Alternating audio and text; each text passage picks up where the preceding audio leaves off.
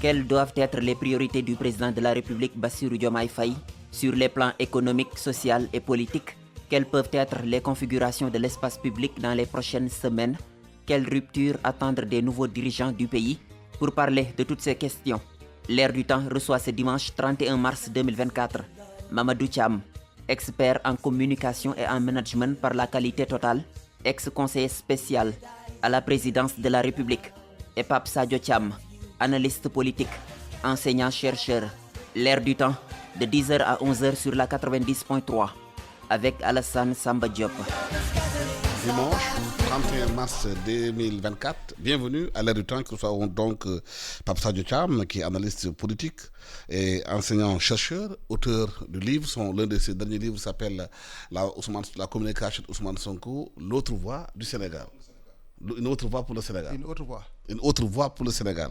Aussi Mamadou Thiam, qui est expert en communication et management par la qualité totale, ex-conseiller spécial à la présidente de la République, membre de Benno Bokk Yakaar. Merci d'avoir accepté notre invitation. Vous êtes aussi l'auteur du livre Chronique politique au Sénégal, le cas d'Abdoulaye Wade, c'est ça? Il était une fois Abdoulaye Wade. Merci, monsieur, d'avoir accepté notre invitation. Mardi prochain, le 2, Bassirou Diomaye Faye va prendre le pouvoir au Sénégal. C'est la fin du pouvoir de Macky Sall qui va faire la passation de service. Le 3, Bassirou Diomaye Faye va s'adresser aux Sénégalais. Le 4 avril, il fera son premier défilé, une prise d'armes à la place de l'indépendance. Pape Sadio, beaucoup d'attentes par rapport au nouveau pouvoir. Et surtout, quelles doivent être les priorités du président de la République, Bassirou Diomaye Faye, le 5e président? Merci Alassane Samba Diop. Merci d'abord de l'invitation. Le bienvenu. Je salue mon co-débatteur, mon frère cadet Mamadou Thiam, que j'ai connu et avec qui j'ai commercé à travers la toile et que je rencontre pour la première fois. C'est un plaisir de l'avoir connu, un brillant intellectuel présent sur l'espace public et sur la toile. C'est vrai, Bassirou Diomaye Faye vient d'être élu président de la République du Sénégal. Avec de fortes attentes. Je ne dirais pas des attentes, mais même avec une espérance. Une espérance, elle est plus forte qu'une attente. Et parmi ces priorités, il y a des priorités parmi les priorités. Il y a la question de la réconciliation nationale, la question de la constitution nationale, la nécessité d'avoir une démocratie aux normes et aux standards internationaux. Mais parmi ces priorités, pour dire la contradiction principale, pour parler comme les communistes, la contradiction principale, c'est la question de l'emploi des jeunes et de leur employabilité. Cette question se pose d'autant plus que elle est une bombe sociale. Je vous dis que le Sénégal a une forte croissance démographique qui est de l'ordre de 2,5%.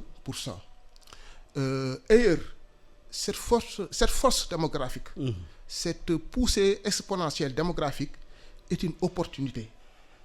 On n'a pas besoin d'être économiste pour comprendre que plus il y a une croissance démographique, plus il y a une consommation, et plus il y a une consommation, plus il y a une tendance de création d'emplois. On n'a pas besoin d'être devin pour le comprendre. Donc, je l'ai dit tout à l'heure, ailleurs, c'est la forte poussée démographique est une opportunité, mais ici, elle est une contrainte. Donc, la question de l'emploi, elle est centrale. C'est vraiment la contradiction principale, parce que, je l'ai dit tout à l'heure, nous avons une croissance démographique de l'ordre de 2,5%, et notre population croît de la moitié, presque à chaque quart de siècle. Et la tranche d'âge comprise entre 18 et 35 ans est de l'ordre de 28,8%. C'est énorme. C'est énorme. Donc j'ai dit, et parmi les facteurs qui entravent aujourd'hui la création d'emplois, c'est la prépondérance du secteur informel. Le secteur informel aujourd'hui, sa prépondérance entraîne les jeunes vers des emplois à la fois précaires et non viable. Donc la centralité de la question de l'emploi doit être au cœur des préoccupations de ce nouveau pouvoir. Je viens de lire le programme je l'ai parcouru rapidement et j'ai vu que si la question de l'emploi occupe une part importante dans ce programme qu'ils ont soumis aux Sénégalais, et j'espère qu'ils ont saisi la centralité de la question, mais également l'importance de cette question qui doit être une préoccupation nationale. Parce que, disons-le, parce que d'ici 10 ou 15 ans, nous, notre génération, ce sont nos fils qui vont frapper au marché de l'emploi. Parce qu'il ne faut pas oublier également que parce que chaque année, il y a 100 000 jeunes qui frappent aux portes du marché de l'emploi. Cette bombe sociale-là, comment la désamorcer? Je pense que c'est vraiment la question centrale. Ouais. Mamadou Thiam, quelles doivent être les priorités de Bassirou Diomaye Faye, 5e président de la République du Sénégal? Merci beaucoup, Alassane. Je vous remercie, Alassane, pour l'invitation. Bienvenue. Je salue mon frère aîné, Pape Sadio, que je suis sur l'espace public, un brillant aîné, prolixe, qui écrit beaucoup et qui écrit bien. C'est donc un plaisir que d'échanger avec lui aujourd'hui. Vous me permettrez, Alassane, tout d'abord de rendre un hommage mérité à Monsieur le Président de la République, son Excellence Macky Sall, qui va nous quitter dans quelques heures, nous quitter en qualité de chef de l'État. Saluer la brillante prestation de notre candidat Amadou Ba, l'encourager vivement, remercier tous mes aînés, tous mes amis, tous mes camarades de la coalition Benno Bokk Yakaar. Leur dire qu'il est important que nous continuions à tenir debout. Tenir debout pour cette République, tenir debout pour le Sénégal. Saluer et féliciter le président élu, Bassirou Diomaye Faye, l'ensemble de ses amis, de ses camarades, de ses soutiens pour leur belle et éclatante victoire. Magnifier la démarche de l'État du Sénégal qui a su, face à cette série d'inédits, tenir debout en organisant des élections transparentes, des élections qui ont vu les résultats prononcés presque le plus rapidement possible dans l'histoire de notre pays. Cela montre que le Sénégal avance en dépit des embûches, en dépit des difficultés. Cela montre que malgré les vicissitudes, nous avons un État qui parvient à garder et à maintenir intact l'essentiel. D'accord. Maintenant, les priorités de M. Bassirou. Pour moi, les priorités sont d'abord d'ordre stratégique. Lesquelles? L'ordre stratégique, c'est avant d'aller dans l'action, il faut retenir déjà quelle sera la méthode. La méthode est essentielle, c'est la méthode qui nous mène au succès. Alors, pourquoi j'interroge la méthode? Parce que quand nous entendons globalement l'idéologie, si on peut parler d'idéologie du parti PASTEF qui a permis un peu, qui a proposé indirectement le candidat Bassirou Diomaye Faye, on se pose la question de savoir quelle est leur idéologie. Et globalement, ils sont en termes de méthodologie, la perception initiale qu'on a, c'est qu'ils sont dans une démarche de rupture fondamentale. La méthodologie, la base de la méthodologie, dans cette perception initiale, c'est la rupture. Pourquoi c'est important? Parce que si nous allons chez les Japonais, les maîtres du management, de la stratégie, il y a deux démarches méthodologiques essentielles. Le Kaizen et le Kaikaku. Le Kaizen, c'est la méthodologie qui s'appuie sur le principe d'amélioration continue. Je ne chamboule pas tout d'un seul coup. Je ne remets pas tout à plat. Je n'applique pas la politique de la tabula rasa. J'essaie d'amener des touches d'amélioration continue pour pouvoir impulser durablement le développement de mon organisation. À côté du Kaizen, il y a le Kaikaku, qui signifie une rupture brutale, brusque, un changement total de paradigme. Donc vous comprendrez, entre l'approche Kaizen et l'approche Kaikaku, le choix d'une de ces approches-là, d'une de ces méthodologies, va fortement déterminer l'orientation du président élu. S'il est dans le Kaikaku, il va d'abord être dans une logique de réforme des institutions, c'est-à-dire supprimer telle institution, supprimer telle autre institution, changer telle autre institution, comme le Conseil constitutionnel, ils en ont parlé dans le programme pour en faire une cour constitutionnelle, fusionner certaines structures, DER, BND, etc. Là, ils seront dans la réforme brutale dans le Kaikaku. Chaque méthode a ses avantages et ses inconvénients. La méthode Kaizen aura l'avantage de s'appuyer sur l'existant qui est bon, c'est-à-dire que tout ce qu'ils jugent comme étant bon dans l'existant, ils vont le maintenir. Et ils vont essayer maintenant de voir dans l'existant qu'est-ce qui est moins bon et comment insuffler de nouvelles touches. L'avantage de la méthode Kaikaku, c'est que elle permettra de booster, disons, l'adhésion de leurs membres, de leurs soutiens, qui considéreront, ah, ils ne nous ont pas trahis. Ils sont dans la logique qu'ils nous avaient promise. Ça, c'est ça l'avantage, en termes de mobilisation, en termes d'adhésion, en termes de soutien populaire. Mais l'inconvénient du Kaikaku, c'est que le mandat maintenant, donc Alassane, le premier mandat, il n'est plus de 7 ans. Il est de 5 ans. Aller dans la logique d'une réforme. La réforme par essence, elle est différente du projet ou d'un programme. La réforme, c'est du changement. Et le changement, il est complexe. Il est complexe sur le plan institutionnel parce qu'il faut des modifications réglementaires, des modifications légales et parfois même des modifications constitutionnelles. Cela suit un parcours, cela suit un processus et ça prendra beaucoup de temps avant de pouvoir être appliqué. Et une fois que l'application sera effective, cela prendra énormément de temps avant de pouvoir en mesurer les effets et éventuellement les impacts. Et le temps d'un mandat de 5 ans, c'est très compliqué. L'avantage du Kaizen, c'est de pouvoir très rapidement être efficace, être pragmatique. Être efficace et être pragmatique commencera d'abord par d'opposants que Bassirou et ses amis portaient pour enfiler le manteau de chef de l'État, pour enfiler le manteau de gouvernant.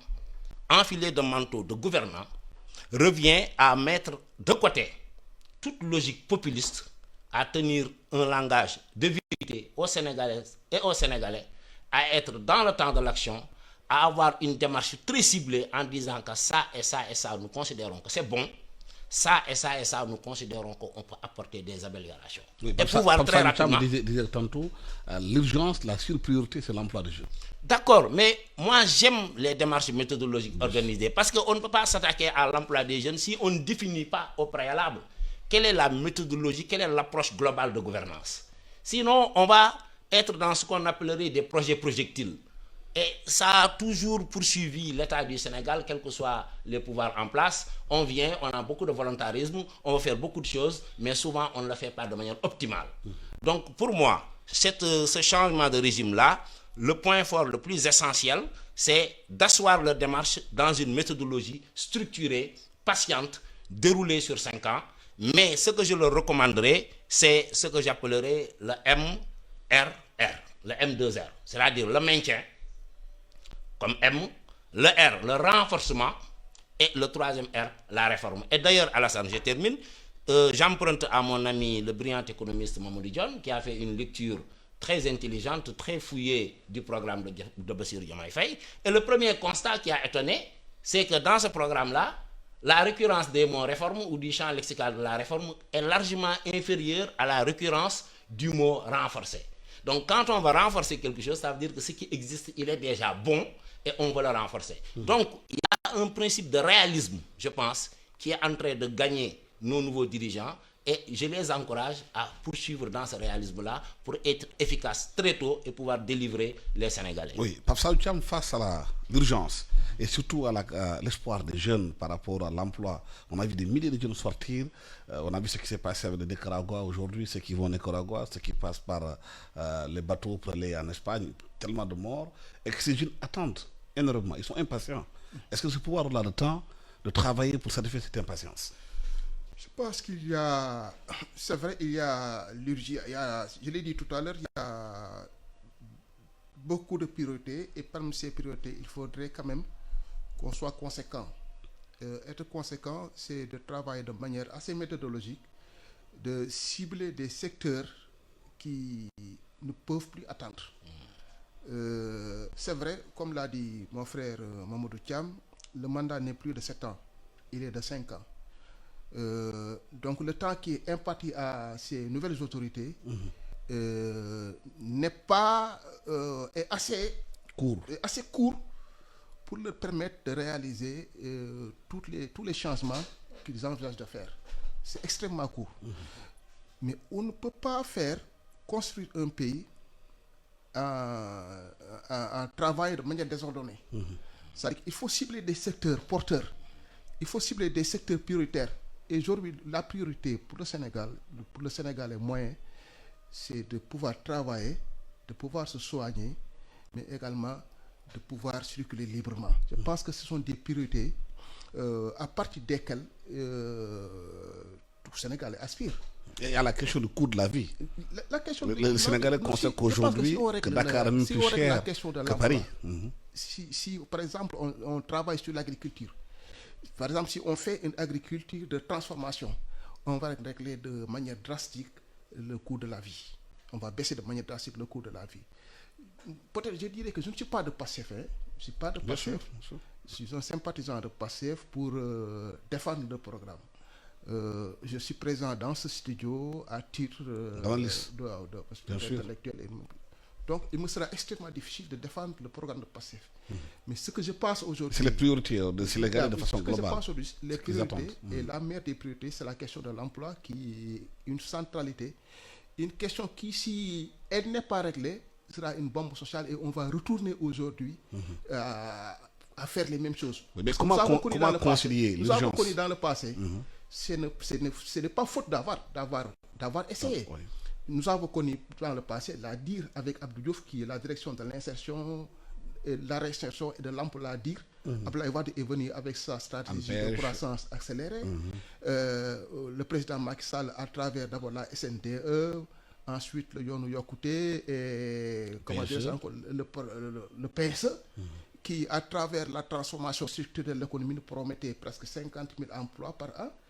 Est-ce que cela s'est réalisé? Je ne pense pas, parce que la question de l'emploi est restée une préoccupation majeure. J'estime que peut-être il y a des questions non moins importantes, la question de la sécurité, la réconciliation nationale, mais il faut être réaliste et ne pas se voiler la face. Si ce nouveau gouvernement ne règle pas la question de l'emploi, c'est une bombe sociale qu'il faudrait amorcer dans le long et dans le court terme. Mais comment concilier l'efficacité dans la pratique et l'urgence qui est là? Je pense que c'est la question centrale. Il y a d'abord la question de l'efficacité, mais également la question de l'urgence. Je ne sais pas la méthode qu'ils vont utiliser pour concilier ces deux exigences qui me semblent fondamentales, mais il faudrait quand même être réaliste, et le réalisme voudrait que quand on s'engage sur un programme, ils ont souscrit à un programme. Quand on s'engage à réaliser un programme, qu'on essaie de le respecter, parce que ceux qui ont élu aujourd'hui Bassirou Diomaye Faye, ce ne sont pas des militants de l'APR, de Pastef. La majorité ne sont pas des militants de Pastef. Ceux qui l'ont élu, c'est sur la base d'un programme auquel ils ont souscrit. Ceux qui l'ont élu, ce sont des gens de la société civile. Ceux qui l'ont élu, ce sont des gens qui n'appartiennent à aucune obédience politique. Il faudrait quand même que les gens comprennent... Et ils veulent la rupture. Et qui veulent la rupture. Rupture en termes d'éthique. Rupture dans la gestion de nos ressources halieutiques. Rupture dans la gestion de nos ressources gazières et pétrolières. Mais rupture également dans la manière de conduire les politiques publiques. Et sur ce plan-là, moi je pense que peut-être ils sont assez intelligents pour pouvoir concilier ce qu'on appelle les ruptures nécessaires en termes d'efficacité, mais également en termes d'urgence. Aujourd'hui, le coût de la vie a été une question centrale pendant cette campagne. Le nouveau pouvoir a promis de faire des efforts par rapport à cela. Les Sénégalais se plaignent aujourd'hui de la cherté de l'électricité, la cherté de la vie de tous les jours, les importations qui ont flambé au Sénégal, qui sont pratiquement plus de 1000 milliards d'importations de produits alimentaires. Comment résoudre cette question, Mamadou Thiam? Oui, Alassane, il n'y a pas de baguette magique possible. C'est pourquoi je dis souvent que le pouvoir, finalement, c'est l'impuissance. Pourquoi? Le pouvoir, c'est l'impuissance parce que lorsqu'on est dans l'opposition, nous avons le pouvoir de la parole. Mais on n'a pas été élu pour être impuissant. Oui, mais il y a les faits. Trouver des solutions. La preuve, si on parle de solutions après 60 ans, si on parle de solutions à trouver après avoir élu plusieurs présidents, bon, cela veut dire ce que cela veut dire. Quand je dis le pouvoir, c'est l'impuissance, c'est une forme de boutade, mais qui rend compte de la difficulté à dérouler, à délivrer des solutions. Parce que les solutions ne peuvent pas être tout le temps des solutions immédiates sur un coup de baguette magique. Donc le pouvoir, c'est l'impuissance parce que ça nous permet de nous confronter au réel, d'être jugés non pas sur ce qu'on dit, mais sur ce qu'on fait.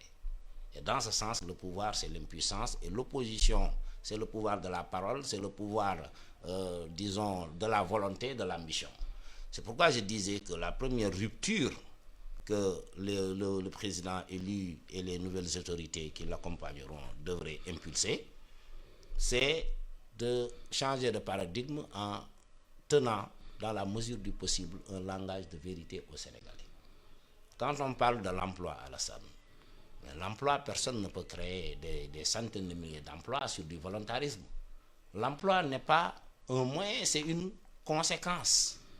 C'est une conséquence de la mise en branle de plusieurs politiques publiques qui permettront à terme de déboucher sur une augmentation un peu de l'employabilité des jeunes et un marché un peu plus attractif qui forcément va recruter. Bon, si j'avais une suggestion à leur faire de part de la petite expérience que j'ai, de mon point de vue, la limite fondamentale des différentes politiques publiques en matière d'emploi et d'employabilité réside dans la non-connexion entre les différents secteurs. Je donne un exemple.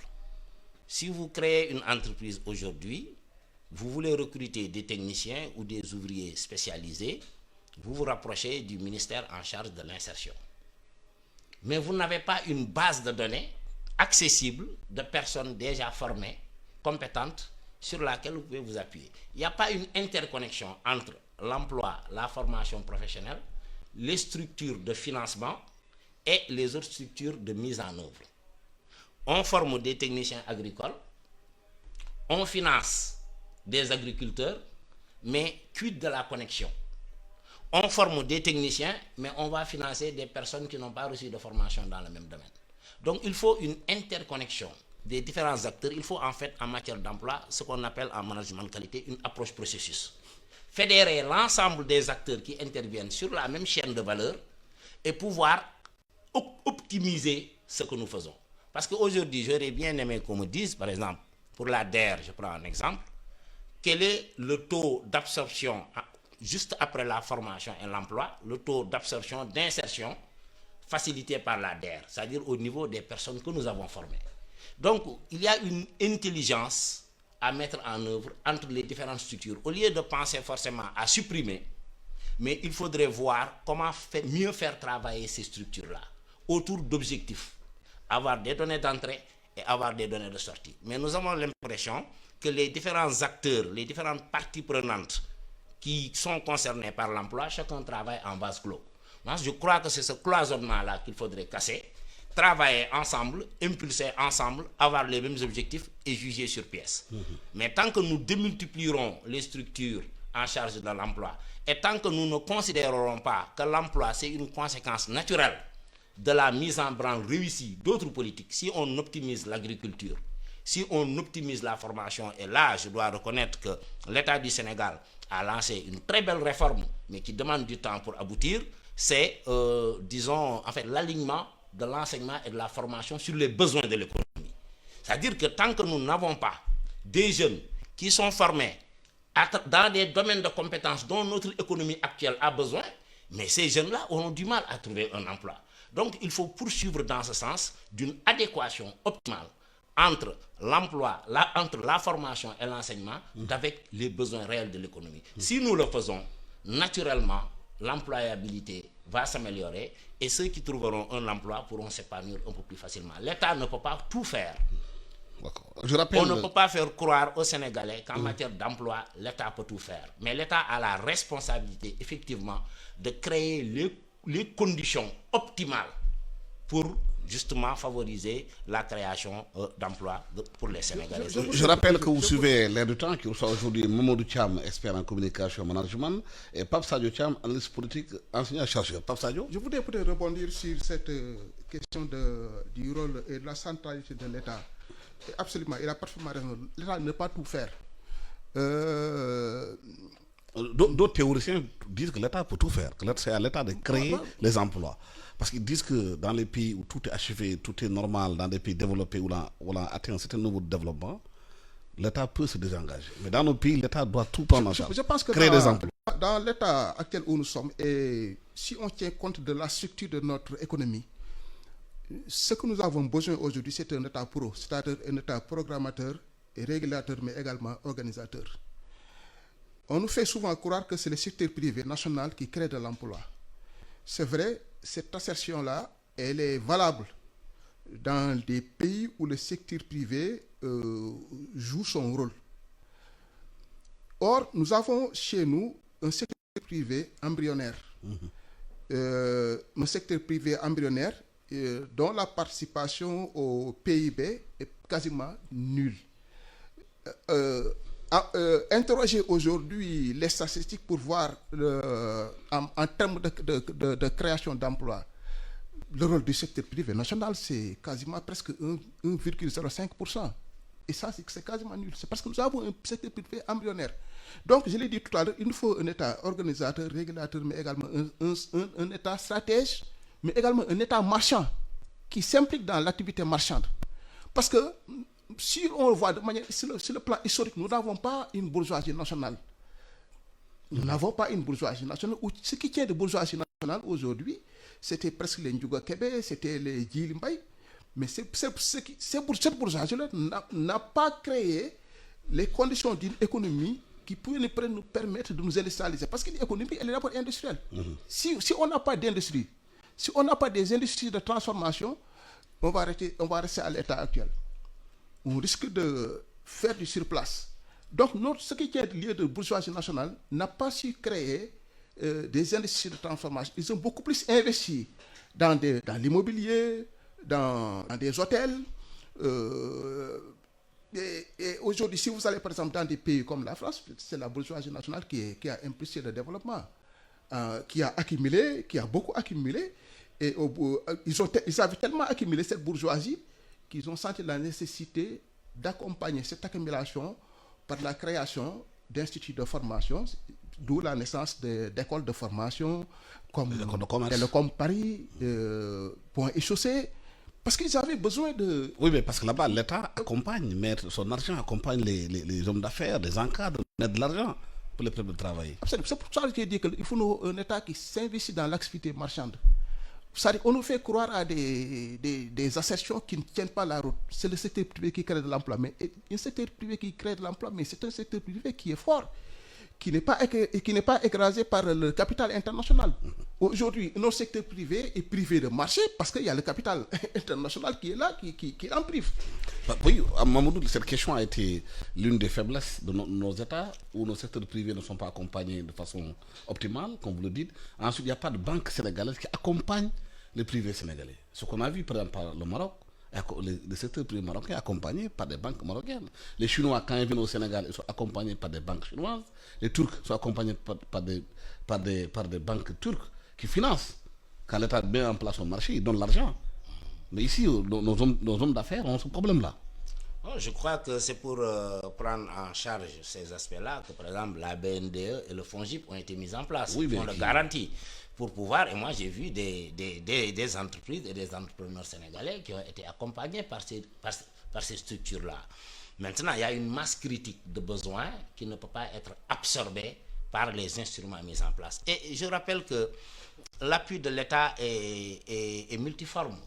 Alassane, il y a plusieurs entreprises aujourd'hui dont les salariés bénéficient de conventions, donc État-employeur, mais qui permet une prise en charge. Au même moment, les gros marchés sont gagnés par des entreprises étrangères. Oui, mais ça, le BRT est construit aujourd'hui par des entreprises étrangères. Le TER, même chose. Il n'y a pas de transfert de technologie comme les gens le voulaient. Ce n'est pas des Sénégalais qui sont à la tête de ces projets. C'est-à-dire qu'il faut qu'on segmente, je dis, parce que pour peut-être les Sénégalais qui l'ignoraient et qui voudraient en profiter, ça c'est des politiques publiques qui appartiennent à tout le monde.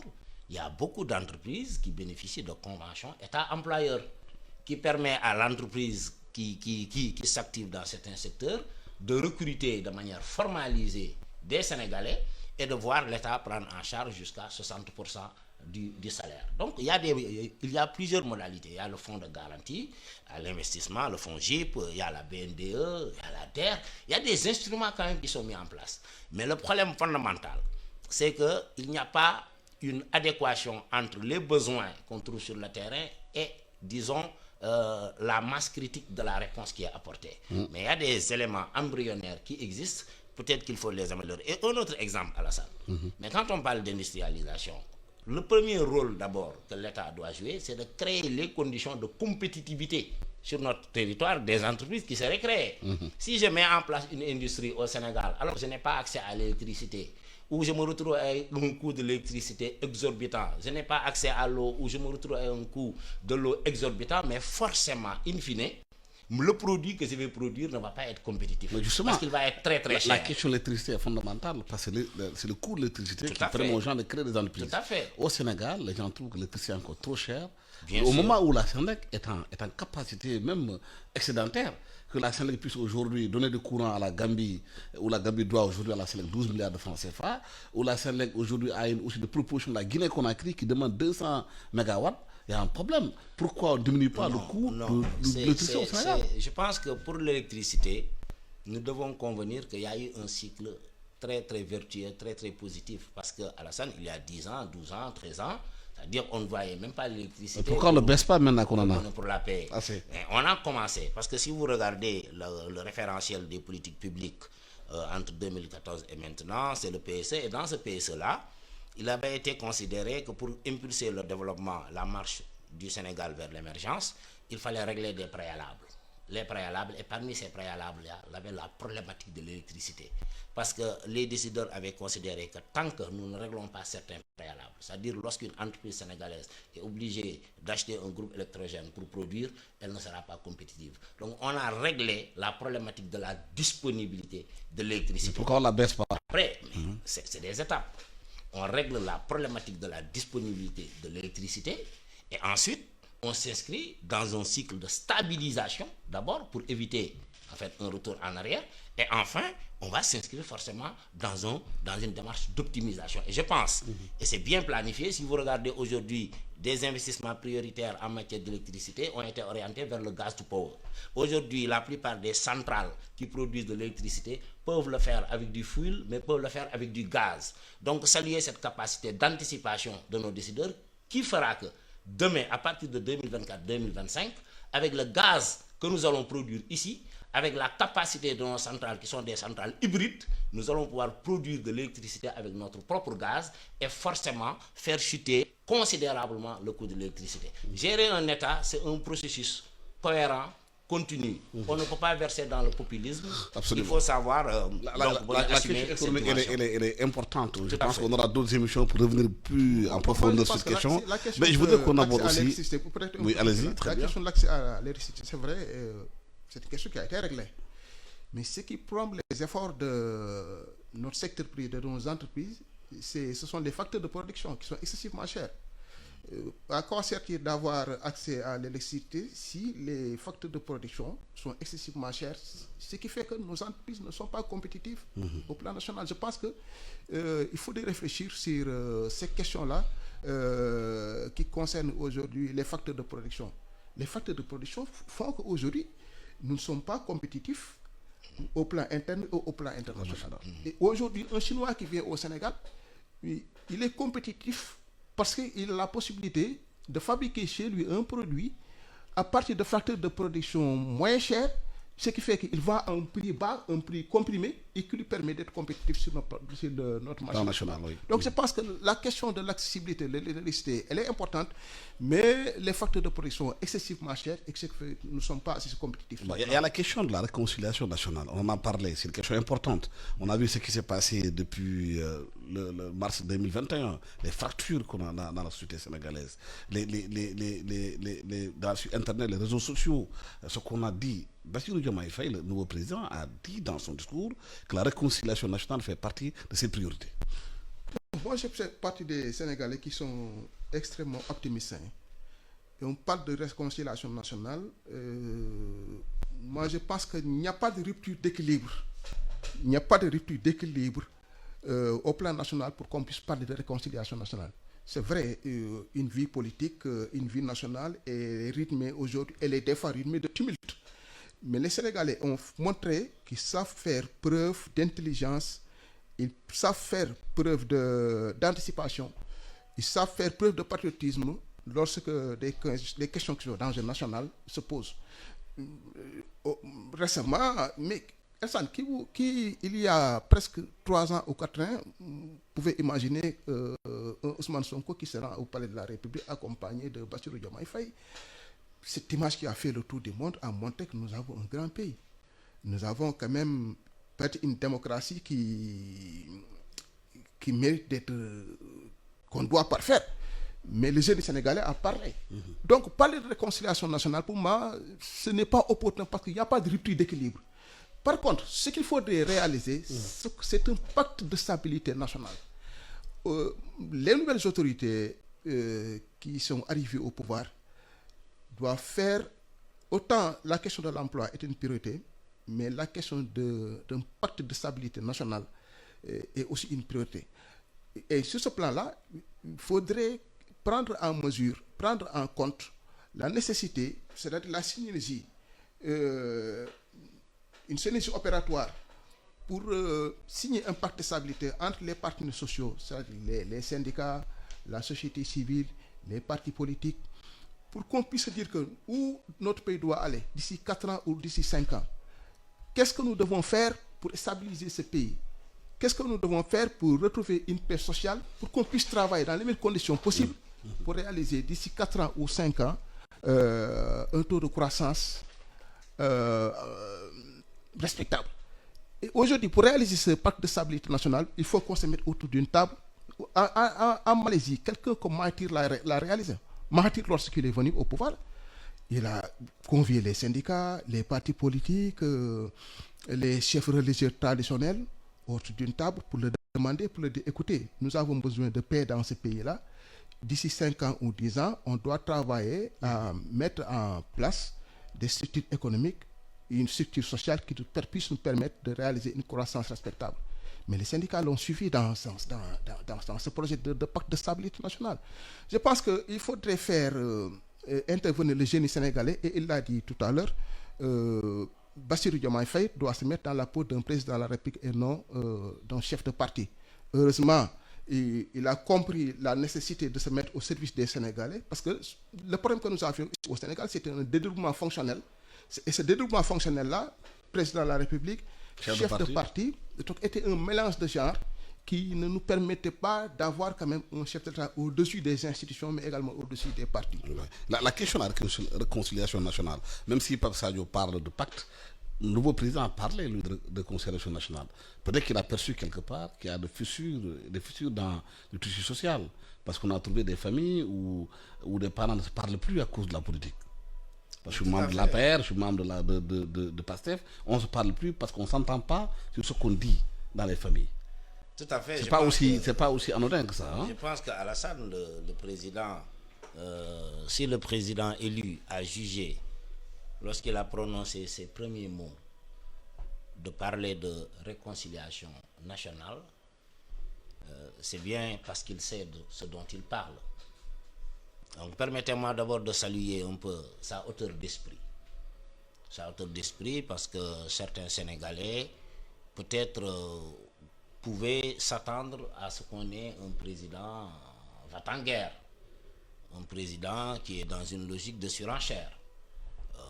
Mais il a surpris quand même une partie des Sénégalais en s'adressant à eux de manière posée, ferme, ouverte. Et lorsqu'il a parlé de réconcilier les Sénégalais, moi je pense que c'est un premier point qu'il a marqué. Maintenant, gérer l'État n'est pas facile.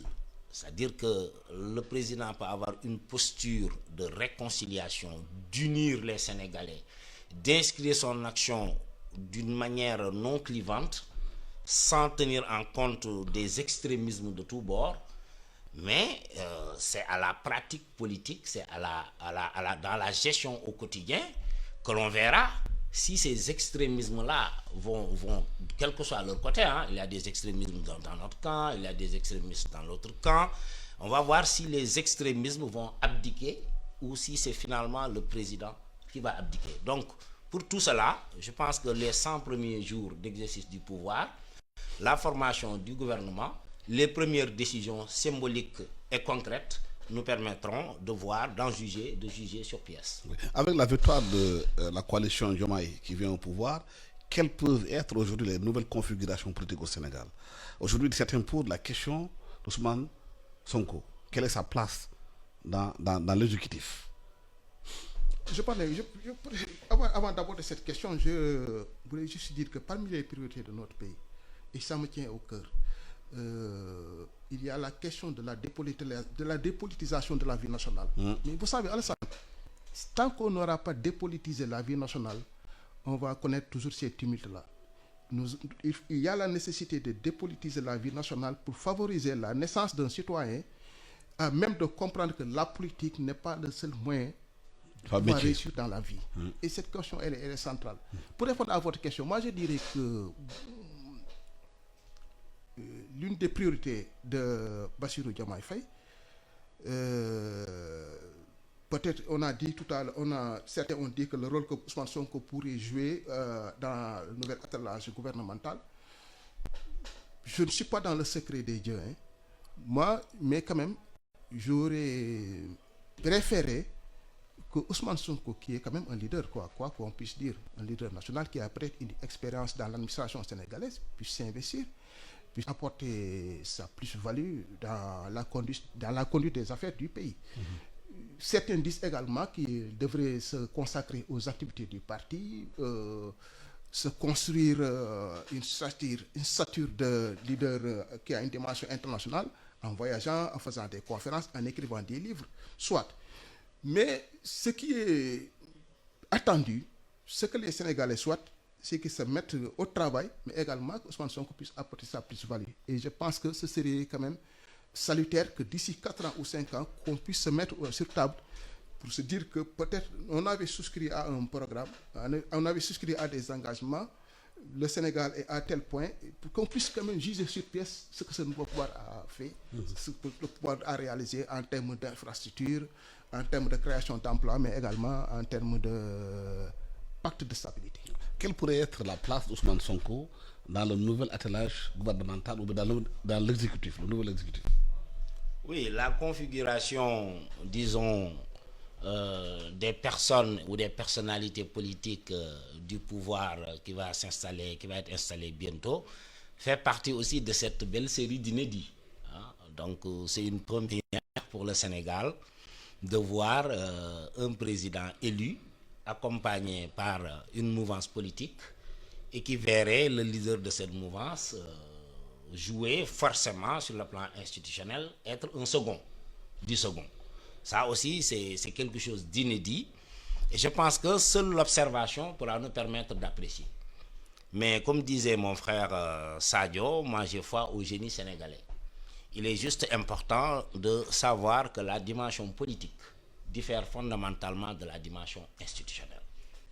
Ça, c'est très important. J'avais dit dans un article, et je crois fondamentalement à ça, le risque principal de ceux qui soutenaient ou de la candidature de Diomaye, de son élection actuellement, c'est que ces électeurs et ces partisans croient qu'ils ont élu deux frères siamois. Non, le pouvoir ne se partage pas.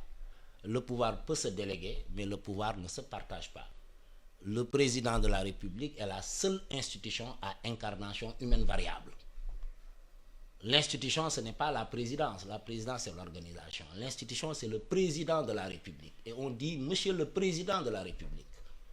Quelles que soient les modalités institutionnelles qui sont mises en place, on a parlé de président et de vice-président. Moi, ce qui me dérange dans ça, c'est qu'on puisse avoir une approche programmatique, non pas parce qu'on considère que c'est ce qu'il y a de mieux pour le pays, mais juste pour régler quand même une problématique liée à une relation à gérer entre Ousmane Sonko et Diomaye. Non, on ne peut pas faire des réformes institutionnelles aussi importantes, c'est ce qu'on avait reproché à Abdoulaye Wade. Quand Abdoulaye Wade avait proposé la vice-présidence, tout le monde a compris que c'était pour son fils. Et les Sénégalais avaient fortement rejeté cela. Mais ce qui me rassure, j'ai entendu le président élu, il a dit que ce ne serait pas sur un coup de baguette magique, il y aurait peut-être des études, on va voir la faisabilité.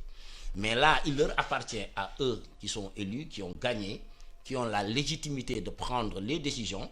Il faut aussi que nous, qu'on accepte et qu'on sache leur laisser le loisir de choisir la voie et d'apprécier justement les résultats, les effets et les impacts de ce choix-là. Il est important dans cette approche de rupture en termes de changement de paradigme que cette société sénégalaise-là dans laquelle nous vivions, nous comprenions et nous acceptons que lorsque des personnes sont élues, lorsque un parti arrive au pouvoir quand même, nous devons lui laisser la latitude de choisir son organisation, de choisir ses méthodes, de choisir les actions prioritaires et de juger sur pièce. Donc moi, je leur donne, je leur souhaite tout le succès, parce que leur succès, c'est le succès du Sénégal. Nous devons pouvoir avoir nos divergences politiques et politiciennes, nous combattre farouchement, durement par les idées, mais nous devons avoir cette approche républicaine qui consiste à accepter que l'autre peut-être a les meilleures intentions du monde. Que nous n'aimons pas plus que l'autre notre pays. Maintenant, il appartient à l'autre de poser des actes que nous jugerons sur pièce. Justement, par rapport aux actes qu'on attend, rupture du nouveau pouvoir, quels doivent être ces actes? D'abord, la réforme de nos institutions. En parlant de réforme de nos institutions, la nécessité aujourd'hui de revoir d'abord le fonctionnement de la justice, mais également le fonctionnement de la presse. Il faut d'abord se rappeler que ces 10 dernières années, les deux institutions qui ont été au cœur de la controverse au Sénégal, le cœur de nos politiques publiques, c'est aussi bien la presse que la justice. Alassane, si on ne se voile pas la face, on doit se dire qu'il y a une défiance généralisée des populations vis-à-vis de ces deux institutions que sont la presse et la justice. Je pense que les professionnels de l'information sont assez conséquents pour, en synergie avec le pouvoir actuel, impulser les changements nécessaires dans le secteur de la presse pour que cette presse-là soit quand même une presse de meilleure qualité. Encore faudrait-il que l'État applique les lois sur la presse. Pardon? Encore faudrait que l'État applique les lois sur la presse qui sont votées. Je pense qu'il faut se donner comme le code de la presse a été voté. Il y a le nouveau les réformes doivent être mises en place. Rien n'a été fait depuis lors. Effectivement, il y a le nouveau code de la presse qui a été voté à l'Assemblée nationale. Il faut l'appliquer. Mais les décrets d'application dorment encore dans les tribunaux. Oui, mais ça dort parce que quand même, il faut dire que peut-être que ça n'arrange pas un État que une presse indépendante. Ça, il faut quand même le reconnaître. C'est pas une raison. Peut-être la volonté n'a pas manqué, mais depuis que ce nouveau code de la presse a été voté, je pense qu'il est en l'état actuel. Ouais. Mais il ne s'agit pas de voter des lois, mais également il faudrait qu'il y ait un changement à l'intérieur de cette presse, une rupture épistémologique, dans la manière de pratiquer ce métier-là, mais également dans la manière de le concevoir. Aujourd'hui, il est envoyé de chroniqueurs. Hein? Pardon? La presse a envoyé de chroniqueurs. Voilà. Parce qu'on ne peut pas se limiter à une presse de chroniqueurs, de gens qui n'ont rien à faire dans la profession, qui occupent les plateaux de télévision, qui n'apportent pas un plus dans le cadre d'un débat, dans le cadre du commerce des idées. Absolument. Il n'y a pas de commerce des idées au Sénégal. Parce que quand vous regardez les télévisions, ce qu'on voit aujourd'hui, c'est des gens qui sont venus ailleurs, des fois des lutteurs qui se transforment en chroniqueurs, qui viennent occuper la plateau de télévision. Or, la presse a pour vocation de construire une opinion publique nationale alerte. Tout à fait. Au niveau toujours pour parler des réformes, la justice doit être réformée. Le Conseil supérieur de la magistrature doit être réformé. Et je pense que sur ce plan-là, les nouvelles autorités ont pris des mesures, ont proposé des mesures. Peut-être espérons que ces mesures seront réalisées. Parmi ces mesures-là, c'était de détacher le Conseil supérieur de la magistrature qui ne serait plus sous la tutelle du président de la République. Très rapidement, Thiam, sur les réformes. Oui, je l'ai dit tout à l'heure.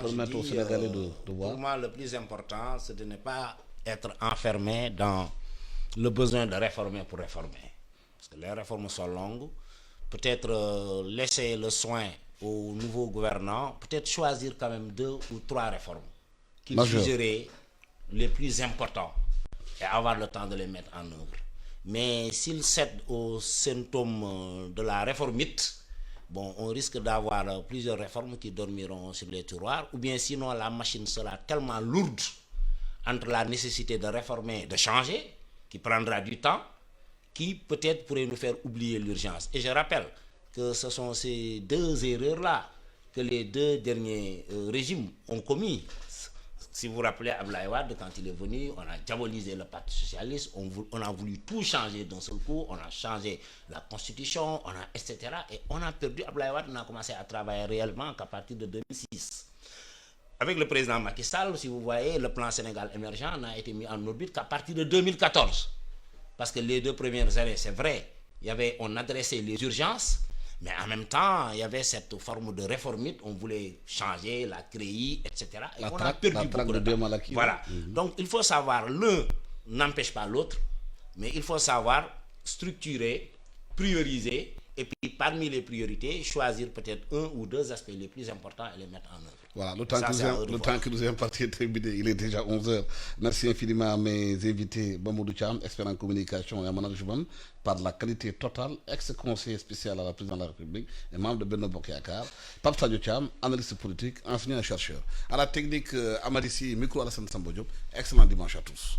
Mais Assad, il me reste